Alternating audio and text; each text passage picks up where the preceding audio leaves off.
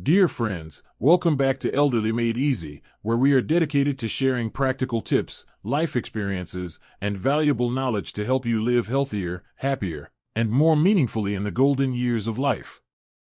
You know, I had the most wonderful conversation with my neighbor Margaret last week. At 82 years young, she was out there planting tulips in her garden, telling me about her upcoming trip to visit her great-grandchildren. And I thought, this is what we all want, isn't it? Not just more years, but more life in our years. More mornings where we wake up feeling excited about the day. More evenings where we're not exhausted from just getting through it. That's exactly what we're going to talk about today. 7 simple, science-backed habits that can help you add vibrant, healthy years to your life. And the best part? Every single one is within your reach, starting today. Now, I know what some of you might be thinking. At my age, can habits really make that much difference? Let me tell you about a Harvard study that followed people for over 80 years. They found that lifestyle choices in our 60s and beyond have a bigger impact on longevity than our genes. That's powerful. It means every positive change you make now is like putting deposits in your health bank account. So let's dive into the first 2 habits that researchers say are absolute game changers. These aren't complicated. In fact, you might be surprised by how simple they are, but when done consistently, they work like magic. First habit, the power of natural movement. Remember when we were kids and no one had to tell us to exercise? We just moved, playing tag, climbing trees, riding bikes. Well, our bodies still crave that kind of natural movement. Scientists studying blue zones, places where people regularly live past 100, found they don't do marathons or weightlifting. Instead, they garden, walk to the store, knead bread by hand. The secret? Low-intensity movement all day long. Here's what this means for you: that stiffness you feel when you get up from your chair. That's your body begging for movement. Try this. Set a timer for every 30 minutes. When it goes off, stand up and march in place for 60 seconds. Or walk to your mailbox. Or put on your favorite song and sway to the music. These movement snacks keep your joints lubricated, your circulation flowing, and your energy up. One of my viewers, Bob, told me he started doing this during TV commercials. Within weeks, he needed less help getting out of his recliner. That's the power of small, consistent actions. And here's a bonus tip: if you can, do some of this outdoors. Morning sunlight helps regulate your sleep hormones, and fresh air does wonders for your mood. Which brings me perfectly to our second habit.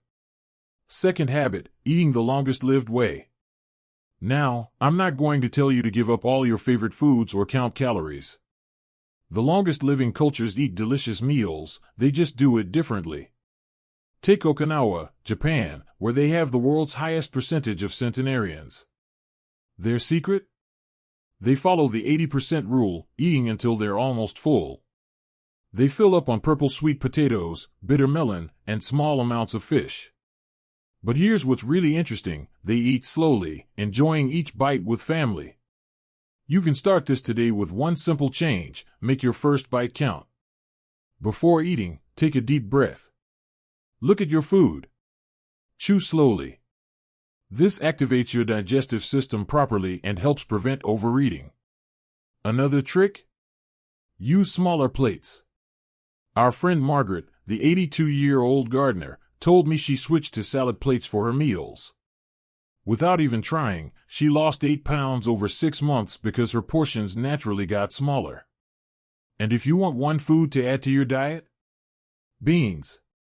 Yes, humble beans. A study of older adults found that eating just 20 grams of beans daily, that's about 2 tablespoons, reduced their risk of early death by 8%. They're packed with fiber and protein that keep your gut healthy and blood sugar stable. Try adding lentils to soup or mashing chickpeas into a sandwich spread. Small changes, big results. Third habit, finding your daily ikigai. This Japanese concept means reason to wake up in the morning. In Okinawa, they don't even have a word for retirement. People keep contributing in meaningful ways. Research shows having purpose can add up to 7 years to your life expectancy. But here's what's beautiful: your ikigai doesn't need to be grand. For my grandfather, it was feeding the birds every morning. For my friend Clara, it's writing letters to nursing home residents. Try this tomorrow. When you wake up, ask yourself, what's one small thing I can do today that would make me feel useful? Maybe it's teaching your grandchild a family recipe over video call, or organizing those old photos to pass down. Even caring for a houseplant gives you something to nurture. One viewer, Evelyn, started a gratitude jar. She writes one good thing each day and reads them on New Year's Eve. She told me it transformed how she sees aging. Now, these first 3 habits are powerful starters: movement that feels good, eating with intention, and waking up with purpose. But we've got 4 more transformative habits coming up, including one surprising secret about your social connections that could add years to your life, and the truth about a daily activity that's secretly aging you faster. You won't want to miss this. There's something beautiful I learned from the elders in Ajimai, Okinawa, that longevity village we mentioned earlier. Every morning after their Hara Hachibu ritual of eating until 80% full, they do something even more important: they step outside and connect with friends. And that brings us to our 4th powerful habit. Habit number 4, the longevity power of social connections. Here's a startling fact: feeling lonely can be as damaging to your health as smoking 15 cigarettes a day. But the flip side? Strong social ties can reduce stress, boost immunity, and even help you live longer. Now, I know what some of you might think: my old friends have moved away, or I'm not as social as I used to be. But connection doesn't require big gatherings. Take Mr. Tanaka from Okinawa. At 97, his social network is simply chatting with the fishmonger every morning and playing gateball with 3 neighbors. The key is consistency, not quantity. Try this. This week, reach out to one person, maybe an old coworker you haven't spoken to in years. Or join a senior book club at your library. Even brief, warm exchanges with cashiers or neighbors count. And here's a pro tip: combine this with our earlier habits. Walk with a friend, movement plus connection. Cook and share a meal together, nutrition plus bonding.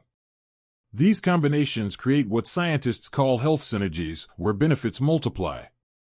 Habit number 5, protecting your brain with novelty. Let me tell you about Sister Bernadette, a nun who lived to 104 with a razor-sharp mind. Her secret? She did crossword puzzles in ink until age 90, then switched to learning Spanish when her eyesight faded. This illustrates our 5th habit: neuroplasticity, your brain's ability to grow at any age. The key is novelty plus enjoyment. Don't force yourself to do brain games you hate. Instead, take a different route to the grocery store. Try brushing your teeth with your non-dominant hand. Learn the names of 3 new plants in your neighborhood. These small challenges create new neural pathways. A fascinating study showed seniors who took up quilting or digital photography developed improved memory. Why? These activities combine learning, problem-solving, and social interaction, the perfect brain-boosting trio. Now, we've covered 5 transformative habits so far. But our final 2 might surprise you the most, including one about a nighttime activity that's secretly aging you faster than you realize, and another that requires no action at all, just letting go. You know, as we've been exploring these longevity habits together, I've been thinking about my grandmother's favorite saying: it's not about adding years to your life, but life to your years. And that brings us to our final 2 habits, ones that might surprise you with their simplicity, but have profound science behind them. Habit number 6, the restorative power of deep sleep. Let me share something personal. When I turned 60, I started waking up at 3 a.m. like clockwork. I assumed this was just part of getting older until I met Dr. Rebecca Robbins at Harvard's Sleep Medicine Division. She told me something revolutionary: our need for quality sleep doesn't decrease with age. In fact, it becomes more crucial than ever for memory consolidation and cellular repair. Here's what works for the healthiest seniors: they maintain cool, dark bedrooms. Around 65 degrees Fahrenheit is ideal. They avoid screens before bed, instead reading actual books or listening to soft music. But the real game changer? A consistent wake-up time, even on weekends. This regulates your circadian rhythm more powerfully than any sleep aid. Try this tonight. Set a digital sunset 1 hour before bed. The blue light from devices suppresses melatonin, your sleep hormone. Instead, try writing down 3 good things from your day in a journal. This simple practice reduces nighttime anxiety while boosting gratitude, a double win. Habit number 7, the art of letting go. Now, this final habit might be the most challenging, but also the most transformative. Researchers studying centenarians found one remarkable commonality: they don't sweat the small stuff. As one 103-year-old from Sardinia told me, I forgave quickly and forgot even faster.